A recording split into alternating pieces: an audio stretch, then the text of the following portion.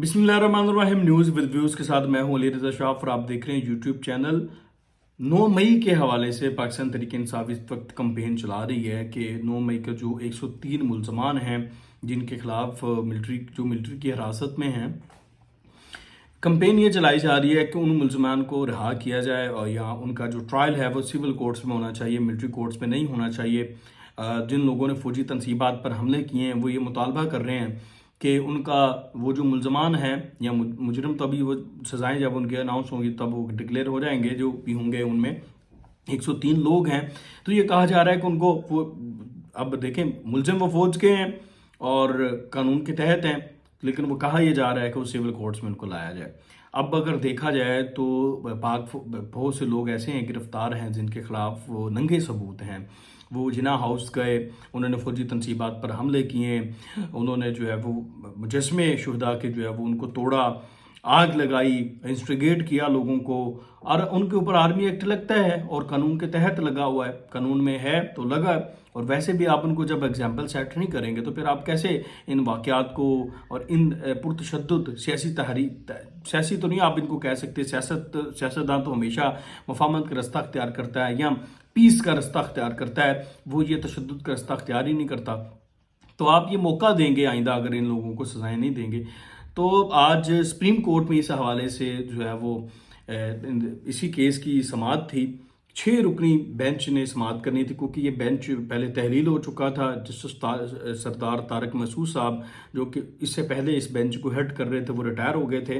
तो उन्होंने military courts को ये हिदायत जारी की थी कि आप अपना ट्रायल तो जारी रखें, लेकिन आप हतमी फैसला जो होगा ट्रायल का वो नहीं सुनाएंगे जब तक हम हतमी फैसला नहीं कर देते।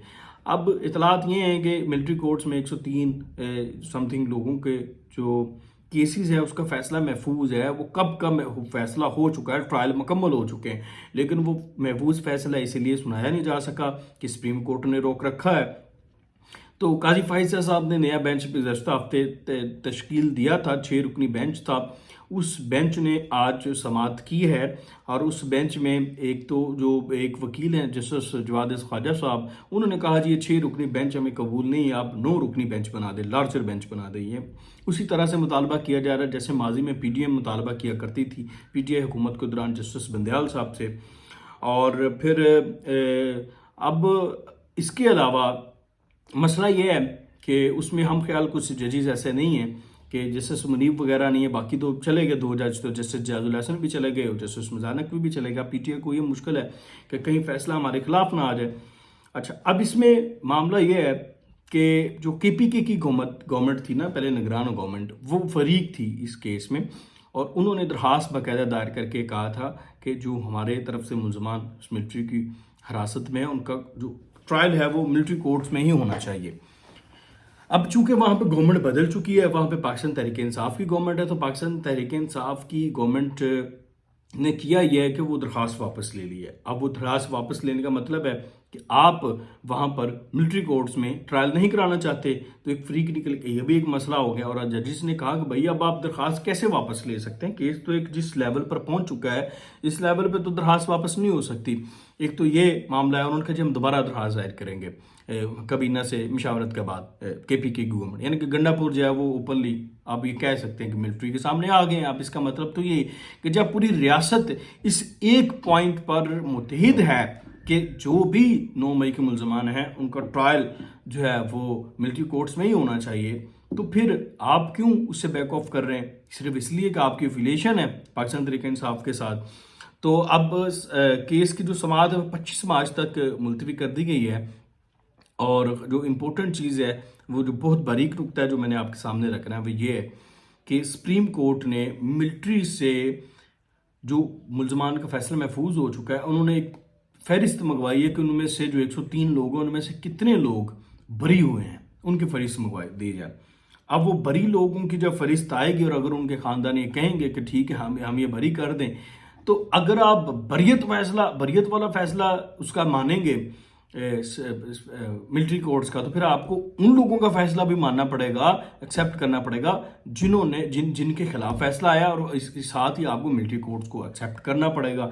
तो ये बड़ी एक हसास सी जो है वो नोयत पे आ गया है मामला। अब देखते हैं। बहरहाल दूसरी तरफ रियासत का भी एक प्लान तैयार है कि अगर मिलिट्री कोर्ट्स के खिलाफ फैसला आता है, और मिलिट्री कोर्ट्स के खिलाफ फैसला आने के बाद रियासत ये करेगी कि वो पार्लियामेंट में वैसे भी 2/3 मेजोरिटी है उनके पास, तो वो आईनी तरमीम लेकर आएगी। आईनी तरमीम करके, आइन में तरमीम करके, आर्मी एक्ट में तरमीम करके जो है वो हर सूरत जो 9 मई के लोग हैं उनका जो ट्रायल है वो मिलिट्री की हिरासत में ही करवाएगी। और ये एक रियासत की, और अब कह सकते हैं फौज के रिट का मामला है, और इसको कायम करना बहुत ज़रूरी है, और शायद इसलिए ये सारी चीज़ें की जा रही हैं। दूसरी तरफ पाकिस्तान तहरीक इंसाफ में जो धड़ेबंदी है वो एक अरूज पे चली गई है, एक अरूज अख्तियार कर चुकी है।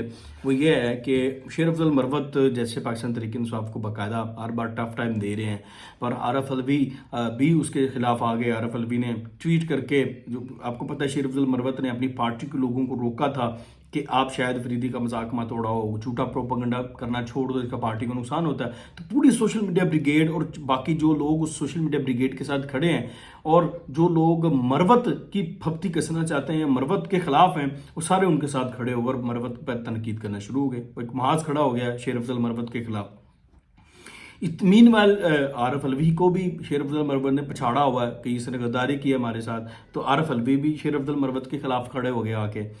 अब किया ये जा रहा है शेर अफजल मरवत का भरम तोड़ने के लिए पीटीआई में, या उसका तसल्लुत एक वो मकबूलियत का, उसको पैगाम देने के लिए कि तुम इतने ज़्यादा मकबूल नहीं। मुराद सईद को मंजर आम पर लाया जा रहा है।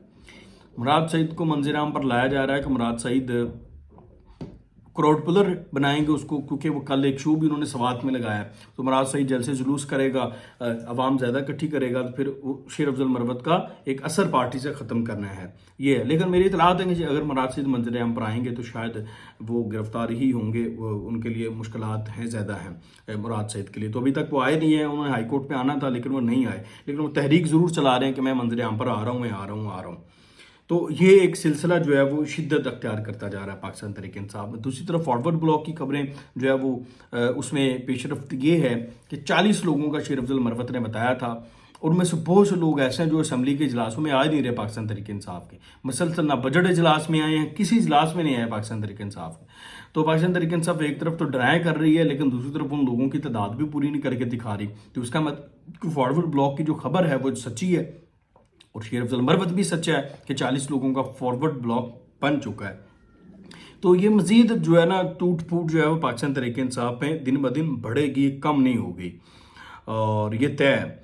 और नवाज शरीफ साहब के हवाले से जो खबरें चल रही थी कि नवाज शरीफ साहब बैरून मुल्क चले जाएंगे, या माइनस हो रहे हैं, या वो लंदन जा रहे हैं, तो अभी तक की जो इतलात हैं वो हो सकता है कि सिर्फ सऊदी अरब जाएं, और उसके अलावा लंदन जाने का जो उनका प्लान है वो अगर हुआ भी तो वो इस हद तक है कि वो चंद दिन के क़याम के बाद कुछ अपनी मेडिकल रिपोर्ट्स के बाद जो है वो पाकिस्तान वापस आ जाएंगे, और वो पंजाब गवर्नमेंट और वफाक को वही जो है वो रन करेंगे। उसमें किसी किस्म की कोई तब्दीली अभी तक नहीं आई।